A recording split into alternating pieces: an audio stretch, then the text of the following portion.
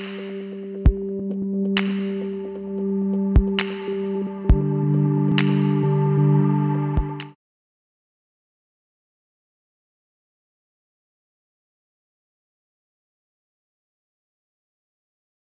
холмах села Гулрипш раскинулся большой парк и объект с очень интересной историей – дворец князя Смитского.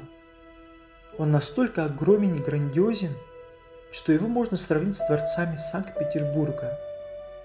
В далеком от нас 1889 году известный русский купец из Костромы Николай Николаевич Смитской с супругой Ольгой решили поехать на Кавказ. Плыли пароходом до Батуми, но по дороге решили сойти в Сухуми. И этот город так и не отпустил их всю оставшуюся жизнь. Смитские поселились в Синопе, принадлежавшем тогда полковнику Аполлону Никитичу Введенскому, большому любителю садоводства. Николай Николаевич был очарован природой Абхазии, великолепным сочетанием горного и морского климата, круглый год цветущим садом, естественной оранжереей, в которой под открытым небом могут расти бананы, смоквы, гранаты, чай, маслины, цитрусы. Нам показалась привлекательная мысль приложить свои силы и средства к этой дикой, мощной по природным данным стране, писал Николай Смитской. В конце 1892 года Николай Смитской приобретает в Сухуми землю. Расчистив эти земли, он начинает создавать прекрасный сад, в котором сажают 50 видов пальм, 80 эвкалиптов, более 50 акаций, свыше 30 камелий.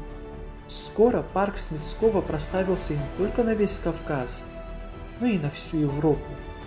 Считалось, что в ней были собраны редчайшие экзотические растения, которые способны удивить даже искушенную средиземноморскую публику.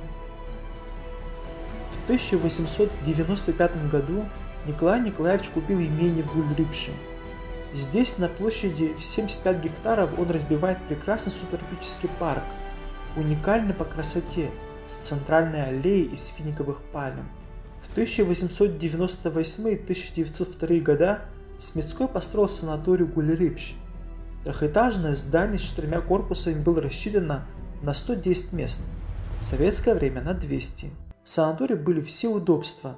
Он был электрифицирован, имелись водопровод, лифт, ванны, 4 огромные столовые, телефон, работала собственная почта. В 1941-1945 года в здании санатория разместился военный госпиталь. В 1913 году Николай Смитской построил санаторий Гулрипш-2, состоявшего из 112 комнат и рассчитанного на 250 мест, в советское время на 400. Во время Грузино-Абхазской войны 1992-1993 года здание бывшего санатория Гулрипш-2 было повреждено. К сожалению, в настоящее время оно находится в полном запустении.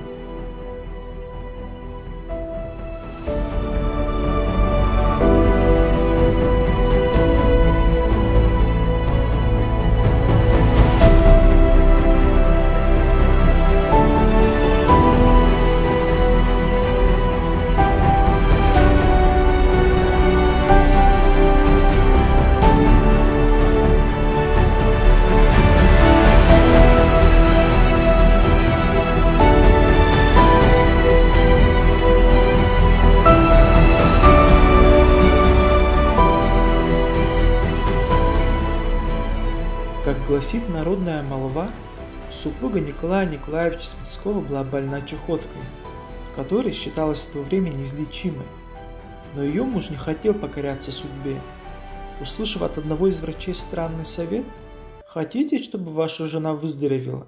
Сделайте так, чтобы больная каждую ночь спала на новом месте, где воздух будет чист от микробов». Он выполнил его с истинно княжеским размахом. Купил у жене Сухума участок земли на побережье и построил дом-дворец из 365 комнат, а вокруг высадил удивительный сад, привезя со всего света цветы и деревья, чтобы его любимая, глядя в окно своих бесчисленных спален, видела, прекрасный мир, который ее ждет. И он таки победил смерть. Женщина выздоровела и дожила до 90 лет. Такова сила любви. Умер Николай Николаевич в 1931 году. Его супруга Ольга Юрьевна дожила до 1940 года. Она после смерти мужа, если позволяло здоровье, конечно, не без чужой помощи, поднималась к огромному гималайскому кедру в тенистую прохладу парка. Днем здесь было тихо, не слышно даже голосов. Сквозь крону деревьев проблескивает море. Раньше это был ее любимый уголок. Вот здесь рядом всегда стоял плетеное кресло. Теперь она чаще сидела в аллее слоновых пальм, где обычно отдыхал Николай Николаевич, и наблюдала за мелким дрожанием резных листьев финиковых пальм у входа в дендрарий. Вспоминая слова мужа, трепет тонких листьев, как биение пульса.